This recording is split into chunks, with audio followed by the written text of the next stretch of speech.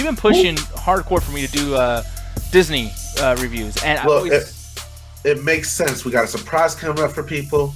We're going to finally take a break from this life and go live in a magical world. And it's a good way to introduce people to that magical world we're going to head out to. Plus, I just like the idea of you watching these old Disney movies and suffering through them. And to be honest with you, I know you have this thing where you think people don't like to hear you argue or like complain about shit. But me personally, I just treat it like Bill Burr just going off. And I just love listening to you rant about shit. Yeah. Like, if I sit down with my favorite movie with Diaz, I know, hey, I got maybe 20% chance he likes it. If he likes it, great. We're having even a better time. If he doesn't, I'm going to have a great time watching him try to fucking tear this apart. I wasn't able to watch these with you, but Roxy was. And I'm going to start off with Snow White and the Seven Dwarfs. Why did you go so back? Did you say dwarfs or doors? Dwarfs? I think dwarfs. Snow White and the Seven Door Dashers. Yeah. No, but dude, why did you go back to the Seven Dwarfs?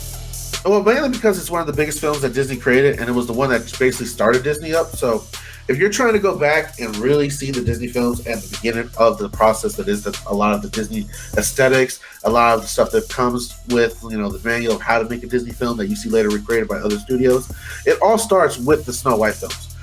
Babe, I don't know if you noticed it, but like, it was so ingrained in Disneyisms because it was like their first movie that I was kind of bored throughout it because I've already seen this so many other times in the other Disney movies done a lot better, that to come back to this one at the very beginning, it's one good for like historical viewing on that sense to see where something began. But like, if you're not doing it for that type of viewing, I don't see how people can be really entertained by Snow White because you've seen it already. For me, it was interesting seeing like the blueprint for like all the future Disney movies. Kind of like you could see it kind of beat by beat. Like literally, this is the blueprint for every other Disney movie that you see later on down the line.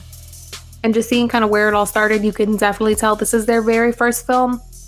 It definitely does show, but I don't know. I'm still a little bit nostalgic to it. I saw it when I was a kid, but there are certain things that I started noticing were a little bit different. As I grew older, I'm like, okay, well, maybe I got lost in the music sauce when I was a kid, because I did not remember, I almost said Maleficent. I don't remember that old hag dying in the movie. Oh. I don't remember her dying like the way that she did.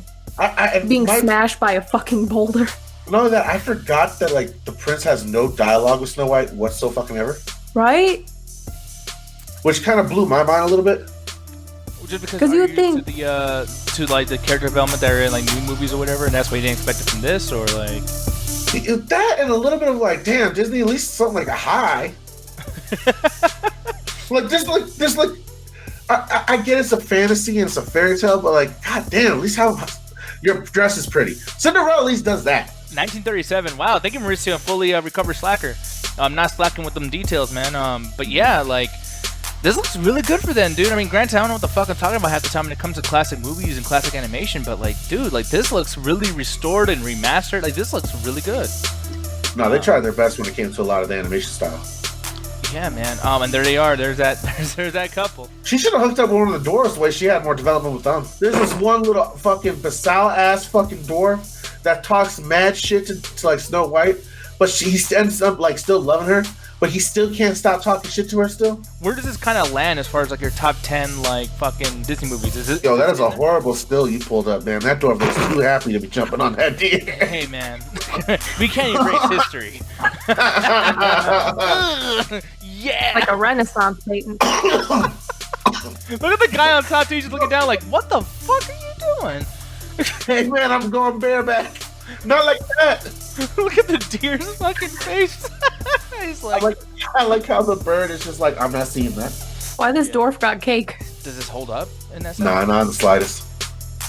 Yeah, it's only because, like I said, it's good for historical, or if you're trying to really get your kids in Disney, you want to show them, like, hey, this was one of the first Disney films. This is what, like, Walt Disney himself worked on, and, like, he really put his all into it. Like, but besides that, like, yeah, as Cedric said, shit's whack, yo. Like, Cinderella's, it's just one movie ahead is just so far better developed than this one film that you can tell it's like, hey, this is the first film. Which I kind of appreciate that, because I don't think a lot of movies do that anymore, where they'll, like, hey, this first movie is just to introduce you to characters and build a different environment, and then we'll take you on to, like, hey, The second movie is deep now. Like we're just throwing all the lore at you, throwing all the character development, and just basically growing on what they've set up. Well, a lot of these Disney films are a lot of one-offs. So if you're just stuck in the development phase and just end off the film already, you're kind of just left with just a basic storytelling. And it makes sense. Like these are hour 20 minutes. And like you said, it was in the 30s, so it wasn't advanced Hollywood at that point. Yeah, So there was, a lot of the stuff they were doing was advanced for its time, so I get it. If you want to know how I truly feel, I believe that if you do not like this movie, then you are definitely not a true Disney film connoisseur. You have to appreciate this because it's one of the first, if not the first, of Disney's films, and you have to accept it and love it as it is because it started everything that we see today. That's not actually how I feel, right? My bussy is so dry. That's how some of y'all sound when you talk about how you have to love and appreciate everything because it's like the magnum opus. It's just like the hootie patootie or the hoochie coochie or whatever the fuck of cinema. So y'all don't need to be like that. Y'all don't need to be uppity and stubborn. Like, yes, this is like, I believe it's Disney's first film. It's enjoyable. You can definitely, someone in the comments mentioned it earlier. There we go, fully recovered slacker.